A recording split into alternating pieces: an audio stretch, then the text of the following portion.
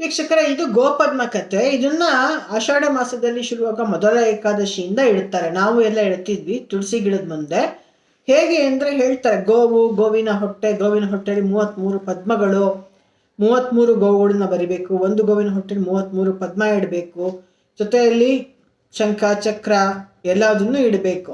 ಇದು ಅಣ್ಣ ತಂಗಿಗೆ ಹೇಳುವಂತಹ ಕಥೆಯ ರೂಪದಲ್ಲಿದೆ. ಅಣ್ಣ ತರ್ತಾನೆ ಬಾಗಿನ ತಂಗಿಗೆ. ತಂಗಿ ಏನಿದು ಅಂತ ಕೇಳ್ತಾಳೆ. ಏನು ವ್ರತ, ಏನು ನನಗೇನು ಅಂತ ನೋವಿದೆ, ಏನು ವ್ರತ ಮಾಡಬೇಕು ಅಂದಾಗ ಅಣ್ಣ ಇದು ಈ ವ್ರತದ ಬಗ್ಗೆ ಹೇಳ್ತಾನೆ. ಈ ಥರ ಗೋವು 33 ಪದ್ಮ ಇಟ್ಟು ಪೂಜೆ ಮಾಡಿ ಅಣ್ಣ ತಮ್ಮಂದ್ರಿಗೆ ಬಾಗಿನ ಕೊಟ್ಟರೆ, ಏನು ಗೋವಿನ ಹೊಟ್ಟೆ 33 ಪದ್ಮ ಇಟ್ಟು ಬೆಲ್ಲ ಇಡಬೇಕು, ಕಬ್ಬಿಡಬೇಕು, ತೆಂಗಿನಕಾಯಿ ಇಡಬೇಕು, ಬಾಳೆಹಣ್ಣು ಇಡಬೇಕು, ಈ ಥರ ಎಲ್ಲದನ್ನು ನೈವೇದ್ಯಕ್ಕೆ ಇಡಬೇಕು ಅಂತ ಹೇಳ್ತಾರೆ. ಅದನ್ನೆಲ್ಲ ಪೂಜೆ ಪುನಸ್ಕಾರ ಮಾಡಿದ್ಮೇಲೆ ಈ ರಂಗೋಲಿ ಪೂಜೆ ಮಾಮೂಲಿ ಏಕಾದಶಿಗೆ ಹಾಕೋದು ಒಂದು ಸಪ್ರೇಟ್ ವಿಡಿಯೋ ಮಾಡ್ತೀನಿ ನಾನು, ಅವಾಗ ಆ ರಂಗೋಲಿ ಬಗ್ಗೆ ಹೇಳ್ತೇನೆ. ಈಗ ಮಾಮೂಲಾಗಿ ರಂಗೋಲಿ ಹಾಕಿ ಅದಕ್ಕೆ ಪೂಜೆ ಮಾಡಿ ಅಣ್ಣ ಇದ್ದವ್ರು ಅಣ್ಣಂಗೆ, ತಮ್ಮ ಇದ್ದವ್ರು ತಮ್ಮಂಗೆ ಮೊದಲನೇ ವರ್ಷ ಏನು ಮಾಡ್ತಾರೆ, 33 ಮೊದಲನೇ ವರ್ಷ ಶಾವಿಗೆ ಪಾಯಸ ಕೊಡ್ಬೋದು, ಎರಡನೇ ವರ್ಷ ಎರಿಯಪ್ಪ 33 ಕೊಡ್ಬೋದು, ಮೂರನೇ ವರ್ಷ ಮುಚ್ಚೋರೆ 33 ಕೊಡ್ಬೋದು, ನಾಲ್ಕನೇ ವರ್ಷ ಎಳ್ಳುಂಡೆ 33 ಕೊಡ್ಬೋದು, ಐದನೇ ವರ್ಷ ಕಾಯಿಯ ಹೋಳಿಗೆ 33 ಕೊಡ್ಬೋದು. ಈ ರೀತಿ ಅಣ್ಣ ತಮ್ಮಂದ್ರಿಗೆ ಈ ರೀತಿಯ ಸಿಹಿ ತಿಂಡಿಗಳನ್ನು ದಾನ ಕೊಡ್ತಾರೆ. ಷೋಡಶೋಪಚ ಅಂದರೆ ಅವ್ರಿಗೆ ಅತಿಥಿ ಸತ್ಕಾರ ಮಾಡಿ. ಅಣ್ಣ ತಮ್ಮ ಯಾರೂ ಇಲ್ಲ ಅಂದರೆ ವೇದಶಾಸ್ತ್ರಜ್ಞನಾಗಿರೋ ಬ್ರಾಹ್ಮಣನಿಗೆ ಕೊಡ್ತಾರೆ. ಇದು ಗೋಪದ್ಮದ ಒಂದು ಕತೆ. ಇದು ಗಂಡಸರಿಗೆ ಒಂದು ತಟ್ಟೆಯಲ್ಲಿ ಅಥವಾ ಬಾಳೆ ಎಲೆಯಲ್ಲಿ ಆ ಪದಾರ್ಥಗಳನ್ನೆಲ್ಲ ಮುಚ್ಚಿ ಕೊಡೋದು. ನಾವು ಹೇಗೆ ಪುರೋಹಿತರಿಗೆ ಏನು ಕಡೆಯಲ್ಲಿ ಕೊಡ್ತೀವಲ್ಲ ಬಾಗಿನ, ಅಂದರೆ ಪೂಜೆ ಆದಮೇಲೆ ಕೊಡ್ತೀವಲ್ಲ, ಅದೇ ರೀತಿ ಇಲ್ಲಿ ಅಣ್ಣ ತಮ್ಮಂದ್ರಿಗೂ ಗಂಧ ಅಕ್ಷತೆ ಕೊಟ್ಟು ಕೊಡೋದು. ಇದನ್ನು ಬಾಗಿನ ಅಂತ ಹೇಳಿದ್ದಾರೆ ಅಷ್ಟೇ. ಇದು ಮರದ ಬಾಗಿನ ಅಲ್ಲ, ಹೆಣ್ಮಕ್ಳಿಗೆ ಕೊಡುವಂಥದ್ದಲ್ಲ. ಸೊ ಈ ರೀತಿಯಾಗಿ ಗೋಪದ್ಮ ಕಥೆಯನ್ನು ನಾವಿಲ್ಲಿ ನೋಡಬಹುದು. ಈಗ ಓದೋಣ ಬನ್ನಿ. ಗೋಪದ್ಮ ಕಥಾ.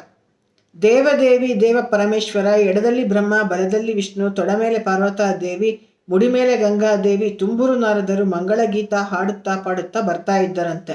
ದೇವದೇವ ಆಳ ನೋಡೋ, ಕ್ವಾಳ ನೋಡೋ, ಕೊಂಬು ನೋಡೋ, ತುಂಬಿದ ಕೆರೆ ನೋಡೋ, ನಿಂಬೆ ಬನ ನೋಡೋ, ಹಾರು ಹಕ್ಕಿ ನೋಡೋ, ಕೂಗೋ ಪಕ್ಷಿ ನೋಡೋ, ನಂದಿ ಹತ್ತಿಕೊಂಡು ಕೆಂಜಲೆ ಸುತ್ತಿಕೊಂಡು ಬಂದನಂತೆ. ತಂಗಿ ತಂಗಿ ನಿನಗೊಂದು ನೋವಿನ ನಿನಗೊಂದು ಕತೆ ತಂದೆ, ನಿನಗೊಂದು ಕತೆ ತಂದೆ, ನಿನಗೊಂದು ಬಾಗಿನ ತಂದೆ ಅಂದನಂತೆ. ಅರ್ಜುನನಂತ ಗಂಡಿದ್ದಂಗೆ, ಅಭಿಮನ್ಯುವಂತ ಮಗನಿದ್ದಂಗೆ, ನನಗೆಂತ ನೋಂಪಿ, ನನಗೆಂತ ರಥ, ನನಗೆಂತ ಬಾಗಿನ ಅಂದಳಂತೆ. ಹಾಗಲ್ಲ ತಂಗಿ, ಧರೆ ಮೇಲೆ ಶಂಖಚಕ್ರ ಗೋಪದ್ಮ ಇಕ್ಕದೆ ಹೋದವರನ್ನು ಬೆನ್ನು ಬಾರು ತೆಗೆಸಿ ತಬಟೆಗೆ ಹಾಕಿಸ್ತಾರೆ ಅಂದನಂತೆ.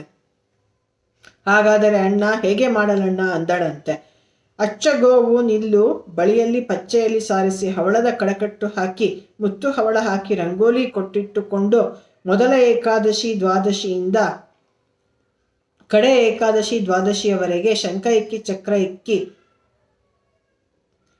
ಪದ್ಮವಿಕ್ಕಿ, ಗೋವು ಇಕ್ಕಿ, ಗೋವಿನ ಹೊಟ್ಟೆಯಲ್ಲಿ 33 ಪದ್ಮ ಇಕ್ಕಿ, ಅಲ್ಲ ಇಟ್ಟು, ಬೆಲ್ಲ ಇಟ್ಟು, ತಂಬಿಟ್ಟು, ಕಬ್ಬಿಟ್ಟು, ಒಡೆದ ತೆಂಗಿನಕಾಯಿ ಇಟ್ಟು, ಸುರಿದ ಬಾಳೆಹಣ್ಣಿಟ್ಟು, ಮೊದಲನೇ ವರ್ಷ ಶಾವಿಗೆ ಪಾಯಸ, ಎರಡನೇ ವರ್ಷ ಎರಿಯಪ್ಪ, ಮೂರನೇ ವರ್ಷ ಮುಚ್ಚೋರೆ, ನಾಲ್ಕನೇ ವರ್ಷ ಎಳ್ಳುಂಡೆ, ಐದನೇ ವರ್ಷ ಕಾಯಿ ಹೋಳಿಗೆ, ಅಣ್ಣ ಇದ್ದವರು ಅಣ್ಣಂಗೆ ಕೊಟ್ಟು, ತಮ್ಮ ಇದ್ದವರು ತಮ್ಮಂಗೆ ಕೊಟ್ಟು, ಯಾರು ಇಲ್ಲದೆ ಹೋದವರು ವೇದಶಾಸ್ತ್ರ ಬ್ರಾಹ್ಮಣನೆರೆದು ಕಾಲು ತೊಳೆದು ಮಣೆ ಹಾಕಿ ಗಂಧ ಕೊಟ್ಟು, ಶ್ರೀಕೃಷ್ಣ ನಿನಗೆ ಅರ್ಪಿತ ಅಂತ ಬಾಗಿನ ಕೊಟ್ಟರಂತೆ.